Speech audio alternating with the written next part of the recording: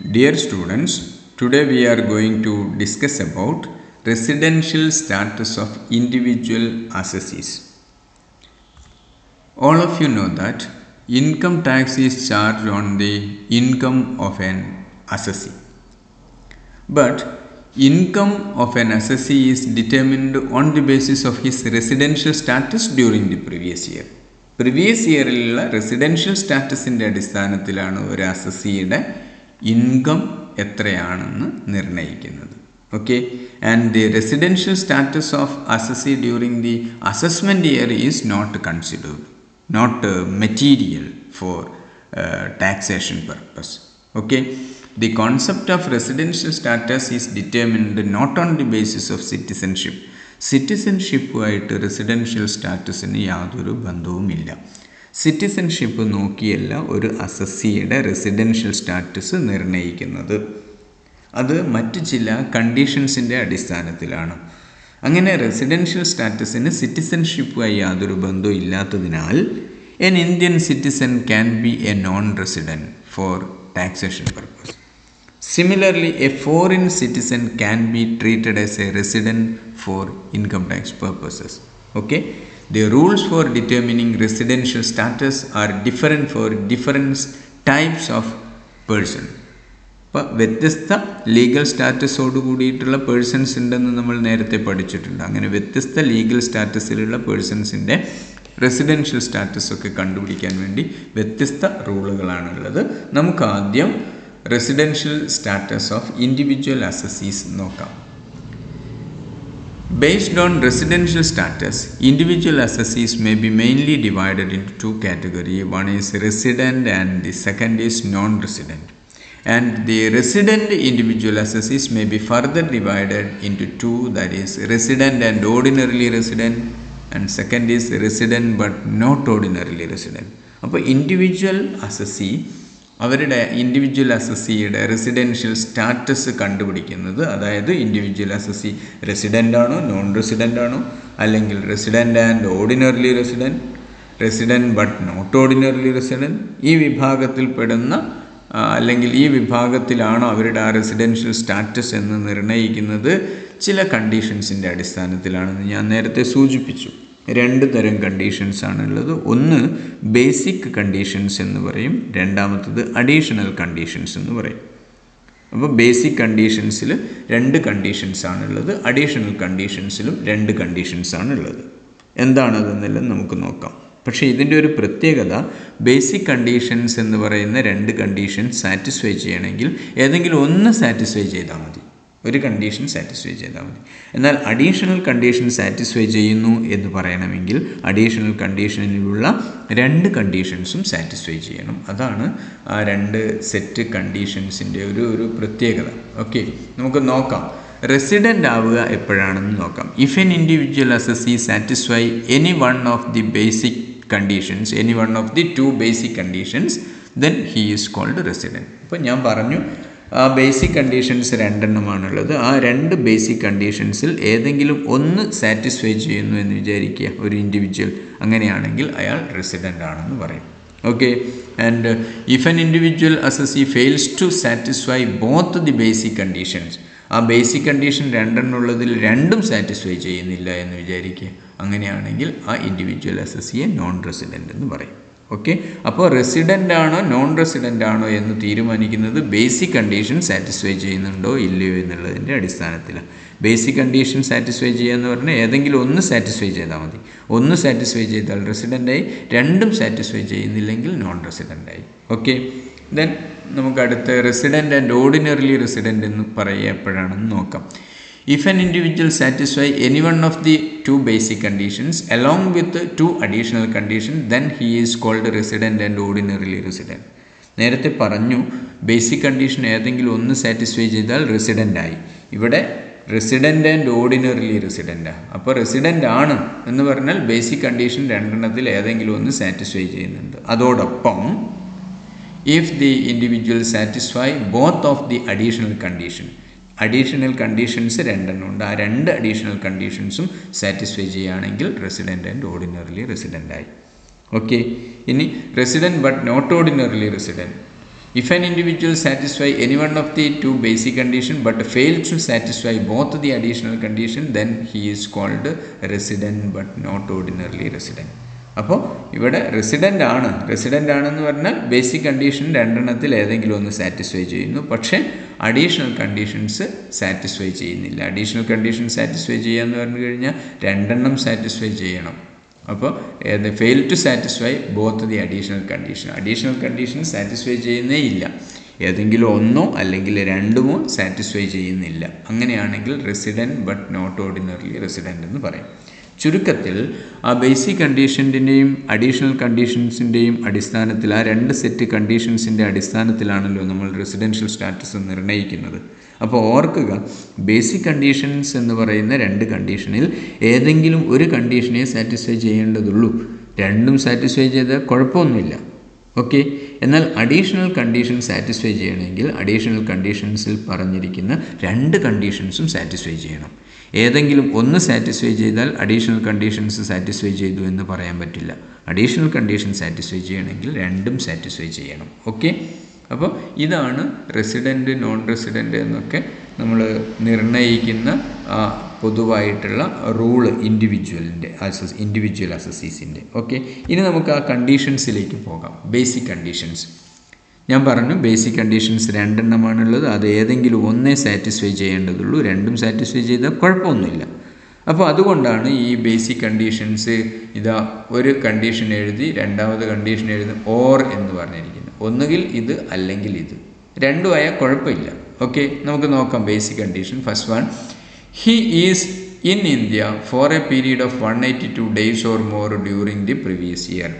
ആ individual assessee previous ഇയറിൽ 182 days or more ഇന്ത്യയിൽ ഉണ്ടായിരിക്കണം. എന്താ പറഞ്ഞിരിക്കുന്നത്? ഒന്നാമത്തെ ബേസിക് കണ്ടീഷൻ എന്താ? ആ individual assessee is in India for a period of 182 days or more. ചുരുങ്ങിയത് 182 days എങ്കിലും പ്രീവിയസ് ഇയറിൽ ഇന്ത്യയിൽ ഉണ്ടായിരിക്കണം. ഇപ്പോൾ 182 days കൂടുതലായ കുഴപ്പമില്ല. മിനിമം 182 days പ്രീവിയസ് ഇയറിൽ ഇന്ത്യയിൽ ഉണ്ടായിരിക്കണം. അതാണ് ഒന്നാമത്തെ ബേസിക് കണ്ടീഷൻ. ഓർ അങ്ങനെ അത് പ്രീവിയസ് ഇയറിൽ 182 days നിർബന്ധമായിട്ടും വേണമെന്നില്ല, രണ്ടാമത്തെ കണ്ടീഷൻ സാറ്റിസ്ഫൈ ചെയ്താലും മതി. എന്താണ്? He is in India for a period of 60 days or more during the previous year and he has been in India for a period of 365 days or more during the 4 years preceding the previous year. എന്താണ്? ഒന്നാമത്തെ basic കണ്ടീഷനിൽ previous ഇയറിൽ 182 days minimum ഇന്ത്യയിൽ ഉണ്ടായിരിക്കണം എന്ന് പറയുന്നത്. അങ്ങനെ 182 days ഇന്ത്യയിൽ ഉണ്ടായിക്കൊള്ളണമെന്നൊന്നും നിർബന്ധമില്ല. എത്രയായാൽ മതി? He is in India for a period of 60 days or more. Previous ഇയറിൽ 60 ദിവസമോ അതിൽ കൂടുതലോ ഉണ്ടായാലും മതി. പക്ഷേ അങ്ങനെയാകുമ്പോൾ വേറൊരു കാര്യം കൂടെ സാറ്റിസ്ഫൈ ചെയ്യണം. എന്താ? He has been in India for a period of 365 days or more during the 4 years preceding the previous year. Previous ഇയറിലാണല്ലോ 60 ദിവസമോ അതിൽ കൂടുതലോ വേണമെന്ന് പറഞ്ഞത്. ആ പ്രീവിയസ് ഇയറിൻ്റെ തൊട്ട് മുൻപുള്ള 4 വർഷം എടുക്കുമ്പോൾ മൊത്തം 365 ദിവസം ഇന്ത്യയിൽ ഉണ്ടാവുകയും വേണം. ഓക്കെ. അപ്പോൾ ഒന്നുകിൽ പ്രീവിയസ് ഇയറിൽ 182 ദിവസം മിനിമം ഇന്ത്യയിൽ ഉണ്ടായിരിക്കുക, അല്ലെങ്കിൽ പ്രീവിയസ് ഇയറിൽ മിനിമം 60 ദിവസം ഇന്ത്യയിൽ ഉണ്ടായിരിക്കുക. പ്രീവിയസ് ഇയറിൻ്റെ തൊട്ട് മുൻപുള്ള 4 വർഷത്തിൽ 365 ദിവസം ഇന്ത്യയിൽ ഉണ്ടായിരിക്കുക. ഓക്കെ. ഈ രണ്ട് കണ്ടീഷൻസിൽ ഏതെങ്കിലും ഒന്ന് സാറ്റിസ്ഫൈ ചെയ്ത് കഴിഞ്ഞാൽ നാം പറയും ആ അസസി ബേസിക് കണ്ടീഷൻ സാറ്റിസ്ഫൈ ചെയ്തു. ഓക്കെ. ബേസിക് കണ്ടീഷൻ സാറ്റിസ്ഫൈ ചെയ്യാന്ന് പറഞ്ഞാൽ ഏതെങ്കിലും ഒന്ന് സാറ്റിസ്ഫൈ ചെയ്താൽ മതി. അതുകൊണ്ടാണ് ഇവിടെ ഒന്ന് എഴുതിയ ശേഷം ഓർ എന്ന് എഴുതിയിരിക്കുന്നത്. ഓക്കെ. രണ്ടും സാറ്റിസ്ഫൈ ചെയ്താൽ കുഴപ്പമൊന്നുമില്ല. ഓക്കെ. നോക്കൂ, exceptions to the rule of 60 days stay in India. അപ്പോൾ ഇവിടെ രണ്ടാമത്തെ ബേസിക് കണ്ടീഷനിൽ ഒരു 60 days എന്ന് പറഞ്ഞിട്ടുണ്ട്. പ്രീവിയസ് ഇയറിൽ 60 ദിവസമെങ്കിലും ഇന്ത്യയിൽ ഉണ്ടായിരിക്കണം. പ്രീവിയസ് ഇയറിൻ്റെ തൊട്ട് മുൻപുള്ള 4 വർഷത്തിൽ 365 ദിവസമോ അതിൽ കൂടുതലോ ഇന്ത്യയിൽ ഉണ്ടായിരിക്കണം എന്ന് പറയുന്നത്. പക്ഷേ ഈ 60 ദിവസം ഇന്ത്യയിൽ ഉണ്ടായാൽ മതി എന്ന് പറയുന്നത് ചില പ്രത്യേക സിറ്റുവേഷനിൽ അത് ബാധകമല്ല. 60 അല്ല. അവരെ സംബന്ധിച്ചിടത്തോളം ഈ സെക്കൻഡ് കണ്ടീഷൻസ് ബാധകമല്ല. ചില പ്രത്യേക വിഭാഗക്കാരെ സംബന്ധിച്ചിടത്തോളം. ആരൊക്കെയാണ്? Exception to the rule of 60 days stay in India. A citizen of India who lives in India in the previous year for the purpose of employment or as a member of the crew of an Indian ship must have stayed in India for 182 days or more during the previous year instead of 60 days or more. അപ്പോൾ previous ഇയറിൽ 60 ദിവസമെങ്കിലും ഇന്ത്യയിൽ ഉണ്ടായിരിക്കണം എന്ന് പറഞ്ഞത് ഈ category ആൾക്കാരെ സംബന്ധിച്ചിടത്തോളം ബാധകമല്ല. ആരെ? A citizen of India who leaves India in the previous year for the purpose of employment or as A member of crew of an Indian ship. Okay, അപ്പോൾ ഇന്ത്യൻ സിറ്റിസൺ ആയിട്ടുള്ള ഒരാൾ പ്രീവിയസ് ഇയറിൽ India വിട്ടുപോവുകയാണ്. India വിട്ടുപോകുന്നതിന് വേണ്ടിയിട്ടാണ് for the purpose of employment. ഇപ്പോൾ ജോലി ആവശ്യാർത്ഥം previous ഇയറിൽ India വിട്ട് വിദേശത്തേക്ക് പോകുന്ന ഒരാൾ, അല്ലെങ്കിൽ ഒരു ഇന്ത്യൻ ഷിപ്പിലെ സ്റ്റാഫിലോ ഒരാളായിട്ടുള്ള ആൾ ഇന്ത്യ വിട്ടു പോകുന്നു, തുറമുഖം വിട്ട് കപ്പലിൽ പോവുകയാണെന്ന് വിചാരിക്കുക. അവരെ സംബന്ധിച്ചിടത്തോളം പ്രീവിയസ് ഇയറിൽ 60 ദിവസം ഇന്ത്യയിൽ ഉണ്ടായാൽ മതി എന്ന കണ്ടീഷൻ ബാധകമല്ല. അവർ നിർബന്ധമായിട്ട് 182 ഡേയ്സ് ഓർ മോർ തന്നെ ഇന്ത്യയിൽ ഉണ്ടായിരിക്കണം പ്രീവിയസ് ഇയറിൽ. ഓക്കെ, അതുപോലെ മറ്റൊരു category A citizen of India or A foreign national of Indian origin who is living outside India comes on a visit to India in the previous year must have stayed in India for 182 days or more instead of 60 days or more. Okay, മറ്റൊരു category ആൾക്കാർ ആരാ? A citizen of India, Indian citizen അല്ലെങ്കിൽ Indian ഒറിജിനായിട്ടുള്ള foreign citizen എന്ന് പറഞ്ഞു കഴിഞ്ഞാൽ, Indian origin എന്ന് പറഞ്ഞു കഴിഞ്ഞാൽ ആ അസസിയോ അല്ലെങ്കിൽ അസസിയുടെ പേരൻസിൽ ഏതെങ്കിലും ഒരാളോ അല്ലെങ്കിൽ ഗ്രാൻഡ് പേരൻസിൽ ഏതെങ്കിലും ഒരാളോ അൺഡിവൈഡഡ് ഇന്ത്യയിൽ ജനിച്ച ആളാണെങ്കിൽ അത്തരത്തിലുള്ള ആൾക്കാരെയാണ് ഇന്ത്യൻ ഒറിജിൻ എന്ന് പറയുന്നത്. അപ്പോൾ വിദേശത്ത് താമസിക്കുന്ന അല്ലെങ്കിൽ ഫോറിൻ നാഷണലായിട്ടുള്ള ഇന്ത്യൻ ഒറിജിനായിട്ടുള്ള ഒരാൾ, അതുപോലെ ഇന്ത്യൻ സിറ്റിസനായിട്ടുള്ള ഒരാൾ, അവർ വിദേശത്താണ്, ഇപ്പോൾ പുറത്താണ് താമസിക്കുന്നത്, അവർ ഇന്ത്യയിലേക്ക് വരികയാണ്. അങ്ങനെ ഇന്ത്യയിലേക്ക് വരുമ്പോഴും പ്രീവിയസ് ഇയറിൽ അവർ 182 ഡേയ്സ് ഉണ്ടായിരിക്കണം. നേരത്തെ പറഞ്ഞ 60 ദിവസം പോരാ. ഓക്കെ, ഈ രണ്ട് കണ്ടീഷൻസ്, ഈ 60 ഡേയ്സ്, ഈ രണ്ട് വിഭാഗക്കാരെ സംബന്ധിച്ചിടത്തോളം ഈ 60 ഡേയ്സ് സ്റ്റേ ഇൻ ഇന്ത്യ എന്ന് പറയുന്ന രണ്ടാമത്തെ ബേസിക് കണ്ടീഷനിൽ പറയുന്ന കാര്യങ്ങൾ അവരെ സംബന്ധിച്ചിടത്തോളം അപ്ലിക്കബിൾ അല്ല. അവരെ സംബന്ധിച്ചിടത്തോളം ബേസിക് കണ്ടീഷനിൽ ഒന്നാമത്തെ ബേസിക് കണ്ടീഷൻ മാത്രമേ ഈ രണ്ട് കാറ്റഗറി ആൾക്കാരെ സംബന്ധിച്ചിടത്തോളം ബാധകമാകുകയുള്ളൂ. ഓക്കെ, ഇനി നമുക്ക് അഡീഷണൽ കണ്ടീഷൻസ് എന്താണെന്ന് നോക്കാം. First one, he has been resident in India at least 2 out of 10 previous years preceding the relevant previous year. എന്താണ് ഒന്നാമത്തെ അഡീഷണൽ കണ്ടീഷൻ പറയുന്നത്? He has been resident in India. ആ ഇൻഡിവിജ്വൽ അസസി ഇന്ത്യയിൽ resident ആയിരിക്കണം. In India എന്നല്ല പറയുന്നത്, he has been in India അല്ല, പ്രത്യേകം ശ്രദ്ധിക്കുക. He has been in India എന്നല്ല, he has been resident in India. Resident ആവണമെങ്കിൽ എന്താണ് എന്ന് നമുക്കറിയാം. ബേസിക് കണ്ടീഷൻ രണ്ടെണ്ണത്തിൽ ഏതെങ്കിലും സാറ്റിസ്ഫൈ ചെയ്യണം. അതായത് ചുരുക്കത്തിൽ he has been resident in India എന്ന് പറഞ്ഞാൽ എന്തായിരിക്കണം? ഈ രണ്ട് ബേസിക് കണ്ടീഷനിൽ ഒരു ബേസിക് കണ്ടീഷനെങ്കിലും സാറ്റിസ്ഫൈ ചെയ്തിരിക്കണം. എപ്പോൾ? പ്രീവിയസ് ഇയറിൻ്റെ തൊട്ട് മുൻപുള്ള 10 വർഷം എടുക്കുമ്പോൾ അതിൽ 2 വർഷമെങ്കിലും ബേസിക് കണ്ടീഷൻ സാറ്റിസ്ഫൈ ചെയ്യുന്നുണ്ടായിരിക്കണം. ഓക്കെ, അതാണ് he has been resident in India in at least 2 out of 10 previous year preceding the relevant previous year. നമ്മുടെ റെലവൻറ്റ് പ്രീവിയസ് ഇയർ ഏതാണോ ആ പ്രീവിയസ് ഇയറിൻ്റെ തൊട്ട് മുൻപുള്ള 10 വർഷം എടുത്താൽ അതിൽ 2 വർഷം റെസിഡൻ്റ് ആയിരിക്കണം. റെസിഡൻ്റ് ആയിരിക്കണം എന്ന് പറഞ്ഞാൽ ബേസിക് കണ്ടീഷൻ സാറ്റിസ്ഫൈ ചെയ്തിരിക്കണം. ഓക്കെ, അത് കൂടാതെ ഒരു കണ്ടീഷൻ കൂടെ സാറ്റിസ്ഫൈ ചെയ്യണം, എന്നാലേ ഈ അഡീഷണൽ കണ്ടീഷൻ സാറ്റിസ്ഫൈ ചെയ്യുന്നു എന്ന് പറയാൻ പറ്റൂ. അതുകൊണ്ടാണ് ഒന്നാമത്തെ കണ്ടീഷൻ എഴുതിയിട്ട് ആൻഡ് എന്ന് എഴുതിയത്. അപ്പോൾ ബേസിക് കണ്ടീഷൻ 1 or 2 ആണെങ്കിൽ അഡീഷണൽ കണ്ടീഷൻസ് 1 and 2 എന്നാണ്. ഇപ്പോൾ സെക്കൻഡ് അഡീഷണൽ കണ്ടീഷൻ നോക്കൂ. He has been in India for a period of 730 days or more during the 7 previous years preceding the relevant previous year. എന്താ second additional condition? He has been in India. ഇവിടെ resident എന്നല്ല പറയുന്നത്, he has been in India, ഇന്ത്യയിൽ ഉണ്ടായിരിക്കണം. 730 days or more, 730 ദിവസമോ അതിൽ കൂടുതലോ ഇന്ത്യയിൽ ഉണ്ടായിരിക്കണം. പ്രീവിയസ് ഇയറിൻ്റെ തൊട്ട് മുൻപുള്ള 7 വർഷം പരിഗണിക്കുമ്പോൾ, പ്രീവിയസ് ഇയറിൻ്റെ തൊട്ട് മുൻപുള്ള 7 വർഷം പരിഗണിക്കുമ്പോൾ ആ അസസി 730 ദിവസമോ അതിൽ കൂടുതൽ ദിവസമോ ഇന്ത്യയിൽ ഉണ്ടായിരിക്കണം. ഇന്ത്യയിൽ ഉണ്ടായിരിക്കണമെന്നാണ്, അല്ലാതെ റെസിഡൻ്റ് ആണെന്നല്ല പറയുന്നത്. ഓക്കെ, അത് പ്രത്യേകം ശ്രദ്ധിക്കുക. These are the 2 additional condition. അപ്പോൾ ബേസിക് കണ്ടീഷൻ 1 or 2 ആണെങ്കിൽ അഡീഷണൽ കണ്ടീഷൻ 1 and 2 ആണ്. പ്രത്യേകം ശ്രദ്ധിക്കുക. അപ്പോൾ അഡീഷണൽ കണ്ടീഷൻ സാറ്റിസ്ഫൈ ചെയ്യുന്നു എന്ന് പറഞ്ഞാൽ ഈ രണ്ടെണ്ണവും സാറ്റിസ്ഫൈ ചെയ്യണം. ഒന്ന് മാത്രം സാറ്റിസ്ഫൈ ചെയ്തുകൊണ്ട് കാര്യമില്ല. ബേസിക് കണ്ടീഷൻ ആണെങ്കിൽ രണ്ടെണ്ണത്തിൽ ഏതെങ്കിലും ഒന്ന് സാറ്റിസ്ഫൈ ചെയ്താൽ മതി. ആ ഏതെങ്കിലും ഒന്ന് സാറ്റിസ്ഫൈ ചെയ്യുക എന്ന് പറഞ്ഞു കഴിഞ്ഞാൽ 2 സാറ്റിസ്ഫൈ ചെയ്താൽ കുഴപ്പം ഇല്ല. ഓക്കെ, ഇനി ഇതുമായി ബന്ധപ്പെട്ട ഈ അഡീഷണൽ കണ്ടീഷൻ, ബേസിക് കണ്ടീഷൻ ഞാൻ പറഞ്ഞു.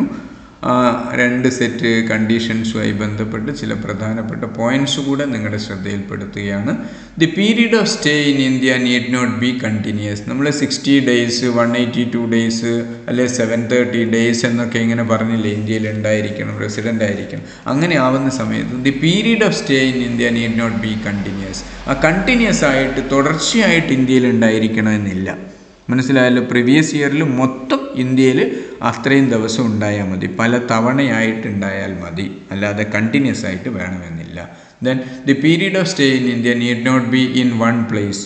ഇന്ത്യയിൽ താമസിക്കുന്നു എന്ന് പറഞ്ഞാൽ ഇന്ത്യയിൽ ഒരു സ്ഥലത്ത് തന്നെ, ഒരു പർട്ടിക്കുലർ സ്ഥലത്ത് തന്നെ താമസിക്കണമെന്നില്ല. കുറച്ച് ദിവസം കേരളത്തിലാവാം, കുറച്ച് ദിവസം ഡൽഹിയിൽ താമസിക്കുന്നു, കുറച്ച് ദിവസം ജമ്മു കാശ്മീർ താമസിക്കുന്നു, അങ്ങനെ ഇന്ത്യയിൽ ഉണ്ടായാൽ മതി എന്നർത്ഥം. Okay, while counting period of stay in India, both the days of entry and exit should be included in the period of stay in India.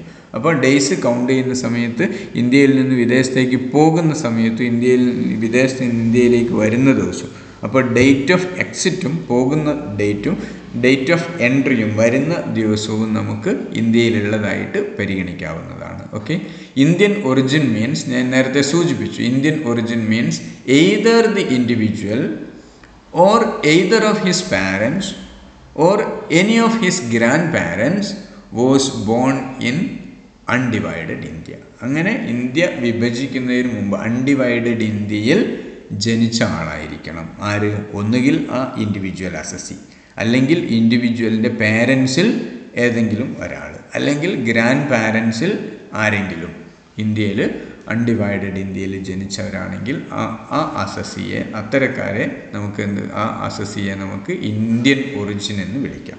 Okay, ഇത്രയാണ് ഇതുമായി ബന്ധപ്പെട്ട് അറിഞ്ഞിരിക്കേണ്ടത്. ഇനി നമുക്ക് ആ റെസിഡൻഷ്യൽ സ്റ്റാറ്റസ്, വ്യത്യസ്ത സിറ്റുവേഷനിൽ റെസിഡൻഷ്യൽ സ്റ്റാറ്റസ് എന്താണെന്ന് നിങ്ങളൊന്ന് നോക്കിയേ. Satisfying both the basic conditions and both the additional condition. ഇപ്പോൾ ഇവിടെ ബോത്ത് ദി ബേസിക് കണ്ടീഷനിൽ രണ്ടെണ്ണത്തിൽ ഏതെങ്കിലും ഒന്നേ സാറ്റിസ്ഫൈ ചെയ്യേണ്ടതുള്ളൂ, 2 സാറ്റിസ്ഫൈ ചെയ്യുന്നു എന്നാണ് പറയുന്നത്. ഇപ്പോൾ ബേസിക് കണ്ടീഷൻ സാറ്റിസ്ഫൈ ചെയ്യുന്നുണ്ടല്ലോ. ആൻഡ് ബോത്ത് ദി അഡീഷണൽ കണ്ടീഷൻസും സാറ്റിസ്ഫൈ ചെയ്യുന്നു. അപ്പോൾ എന്താണ്? റെസിഡൻ്റ് ആൻഡ് ഓർഡിനറിലി റെസിഡൻ്റ് ആണ്. Okay, resident and ordinarily resident ആണെങ്കിൽ ബേസിക് കണ്ടീഷൻ സാറ്റിസ്ഫൈ ചെയ്യണം, അഡീഷണൽ കണ്ടീഷനും സാറ്റിസ്ഫൈ ചെയ്യണം. ബേസിക് കണ്ടീഷൻ സാറ്റിസ്ഫൈ ചെയ്യുക എന്ന് പറഞ്ഞാൽ ഏതെങ്കിലും ഒന്ന് മതി. അഡീഷണൽ കണ്ടീഷൻസ് 2ഉം സാറ്റിസ്ഫൈ ചെയ്യണം. ഇവിടെ ബേസിക് കണ്ടീഷൻ തന്നെ 2ഉം സാറ്റിസ്ഫൈ ചെയ്യുന്നു. ഓക്കെ, ഇപ്പോൾ റെസിഡൻ്റ് ആൻഡ് ഓർഡിനറിലി റെസിഡൻ്റ് ആണ്. Satisfying any one of the basic conditions and both the additional condition. Basic condition satisfy ചെയ്യുക എന്ന് പറഞ്ഞാൽ ഏതെങ്കിലും ഒന്നാണല്ലോ. അപ്പോൾ ബേസിക് കണ്ടീഷൻ സാറ്റിസ്ഫൈ ചെയ്യുന്നു. അഡീഷണൽ കണ്ടീഷൻ സാറ്റിസ്ഫൈ ചെയ്യുക എന്ന് പറഞ്ഞാൽ 2 അഡീഷണൽ കണ്ടീഷനും സാറ്റിസ്ഫൈ ചെയ്യണം. അപ്പോൾ ഇവിടെയും റെസിഡൻ്റ് ആൻഡ് ഓർഡിനറിലി റെസിഡൻ്റ് ആണ്. Okay, satisfying both the basic condition and any one of the additional condition. Basic condition satisfy ചെയ്യുന്നു, 2 ആയാൽ കുഴപ്പമില്ലല്ലോ. അപ്പോൾ ബേസിക് കണ്ടീഷൻ സാറ്റിസ്ഫൈ ചെയ്യുന്നുണ്ട്, എന്നാൽ അഡീഷണൽ കണ്ടീഷൻ ഒന്നേ ഉള്ളൂ. അപ്പോൾ അഡീഷണൽ കണ്ടീഷൻ 1 സാറ്റിസ്ഫൈ ചെയ്യുന്നു എന്ന് പറഞ്ഞാൽ അഡീഷണൽ കണ്ടീഷൻ സാറ്റിസ്ഫൈ ചെയ്യുന്നില്ല എന്നാണ് അർത്ഥം. അതുകൊണ്ട് ബേസിക് കണ്ടീഷൻ മാത്രം സാറ്റിസ്ഫൈ ചെയ്യുന്നു. അപ്പോഴാണ് നമ്മൾ എന്ത് വിളിക്കുക? Resident but not ordinarily resident. satisfying any one of the basic condition and any one of the additional condition. Any one of the basic condition satisfy ചെയ്യുന്നു എന്ന് പറഞ്ഞാൽ ബേസിക് കണ്ടീഷൻ സാറ്റിസ്ഫൈ ചെയ്തു, റെസിഡൻ്റ് ആയി. പിന്നെ ഇവിടെ additional conditions any one of the additional conditions ആണ് satisfy ചെയ്യുന്നത്. ഏതെങ്കിലും ഒന്ന് സാറ്റിസ്ഫൈ ചെയ്താൽ പോരാ, അതുകൊണ്ട് ഇയാൾ resident but not ordinarily resident ആണ്. Satisfying both the basic condition but does not satisfy both the additional conditions രണ്ടും സാറ്റിസ്ഫൈ ചെയ്യുന്നില്ല, ബേസിക് കണ്ടീഷൻസ് രണ്ടും സാറ്റിസ്ഫൈ ചെയ്യുന്നുണ്ട്. അപ്പോൾ ബേസിക് കണ്ടീഷൻ മാത്രമേ സാറ്റിസ്ഫൈ ചെയ്യുന്നുള്ളൂ, അതുകൊണ്ട് resident but not ordinarily resident ആണ്. Resident satisfying any one of the basic condition but does not satisfy both the additional condition. Additional condition രണ്ടും സാറ്റിസ്ഫൈ ചെയ്യുന്നില്ലല്ലോ, അതുകൊണ്ട് നോട്ട് ഓർഡിനറിലി റെസിഡൻ്റ് ആണ്. ഇവിടെ ബേസിക് കണ്ടീഷൻ സാറ്റിസ്ഫൈ ചെയ്യുന്നുണ്ട്. Okay. Satisfying none of the basic condition, basic conditions ഒറ്റയും satisfy ചെയ്യുന്നില്ല, but satisfying additional condition രണ്ടും satisfy ചെയ്യുന്നുണ്ട്. പക്ഷേ കാര്യമില്ല, അഡീഷണൽ കണ്ടീഷൻസ് രണ്ടും സാറ്റിസ്ഫൈ ചെയ്തിട്ട് കാര്യമില്ല. ബേസിക് കണ്ടീഷൻ സാറ്റിസ്ഫൈ ചെയ്യുന്നില്ല എങ്കിൽ, രണ്ട് കണ്ടീഷൻസിൽ ഒന്നും പോലും സാറ്റിസ്ഫൈ ചെയ്യുന്നില്ല എങ്കിൽ അയാൾ നോൺ റെസിഡൻ്റായി മാറിക്കഴിഞ്ഞു. Okay. Satisfying none of the basic condition but satisfy any one of the additional condition. അപ്പോൾ ബേസിക് കണ്ടീഷൻ സാറ്റിസ്ഫൈ ചെയ്യുന്നില്ല, അതുകൊണ്ട് നോൺ റെസിഡൻ്റ് ആണ്. Satisfying none of the basic condition and none of the additional condition, non resident ആണ്. അപ്പോൾ basic കണ്ടീഷൻ്റെ അടിസ്ഥാനത്തിൽ resident ആണോ non resident ആണോ എന്ന് തീരുമാനിക്കുന്നു. അഡീഷണൽ കണ്ടീഷൻസിൻ്റെ അടിസ്ഥാനത്തിൽ റെസിഡൻറ്റ് ഓർഡിനറിലി റെസിഡൻ്റ് ആണോ നോട്ട് ഓർഡിനറിലി റെസിഡൻ്റ് ആണോ എന്നും തീരുമാനിക്കുന്നു. ഓക്കെ. ഇത്രയും കാര്യങ്ങൾ ക്ലിയർ ആയല്ലോ. നന്നായിട്ട് പഠിക്കുക. ബാക്കി നമുക്ക് ഇതുമായി ബന്ധപ്പെട്ട പ്രോബ്ലംസ് നെക്സ്റ്റ് ക്ലാസ്സിൽ. ഓക്കെ. Thank you.